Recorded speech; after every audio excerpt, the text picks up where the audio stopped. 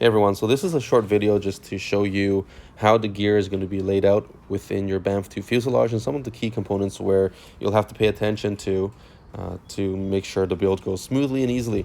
Now, keep in mind this is a pre-production fuselage, so there are going to be a little bit of small differences between this and the production ones that you get, but they should be very, very minor.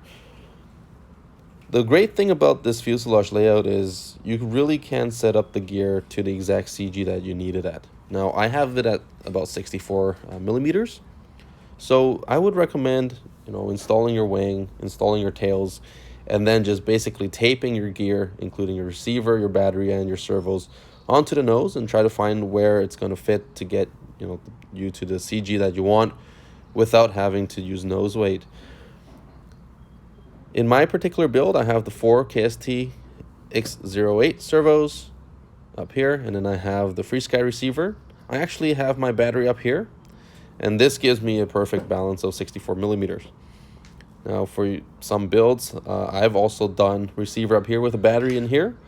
I've seen some which have the receiver here and the battery up here, and of course the servos are going to move forward or backwards depending on the exact balancing gear that you have. In terms of installation, the first part to tackle is going to be the push rod. Now you'll see the push rod is a completely straight run here. Okay, it's completely straight using this hole, the second hole on the single arm for the KST. This would line up exactly, and basically the servo comes here, and it's a very, very straight run. You would have to drill through here, basically slide the tube in, ensure that it's straight, drop of CA, and it's solid. Now, I've flown it like that for a very long time, and I'm not an extremely hard launcher, but for me, no issues. I've also tried the following, where I put a small piece of Rohacel, or you can use balsa, in here, basically making sure that there's no movement in here either. Just ensure that when you do cut and size and glue this in, that it's still going to be completely straight. So have your wire in there, move it around, make sure there's no friction before you glue it in. Now with this in place, I cannot imagine how anyone would have any stiffness issues at all. But for most people, you won't even need this. Okay, anything I would say below 70 meters, you probably don't even need this. You'll have to do a little slot here for your servo wires for the tail. And then let's see.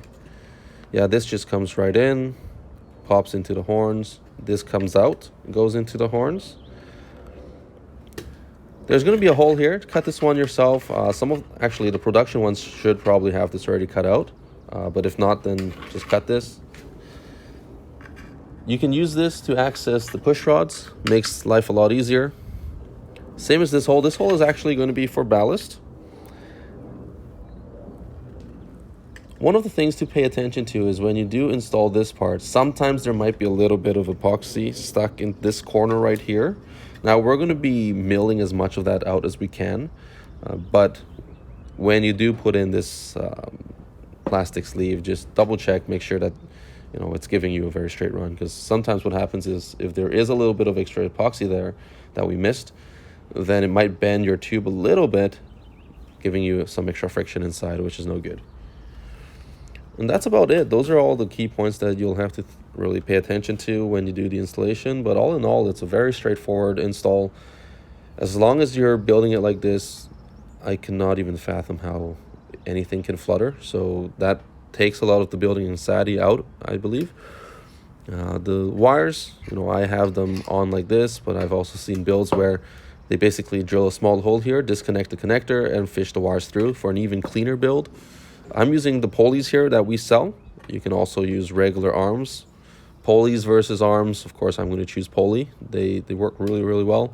But I have some blog articles about those if you're interested on why it works. That's about it. If you guys have any other questions. Oh, actually, sorry. Tail. So I'm exiting right through here. I'm cutting a slot here for my rudder wire. And the reason is some of the people are going to be building them with the vertical fin, detachable. So we cannot exit from the regular spot, because if you do it there, then you cannot really detach your fin anymore. So we've brought it up front a little bit. This makes the detachable easier. All right, that's about it. If you guys have any further questions, definitely feel free to ask me via email, or make a post on RC groups. That's probably even the fastest way to do it. And share your builds. Cheers.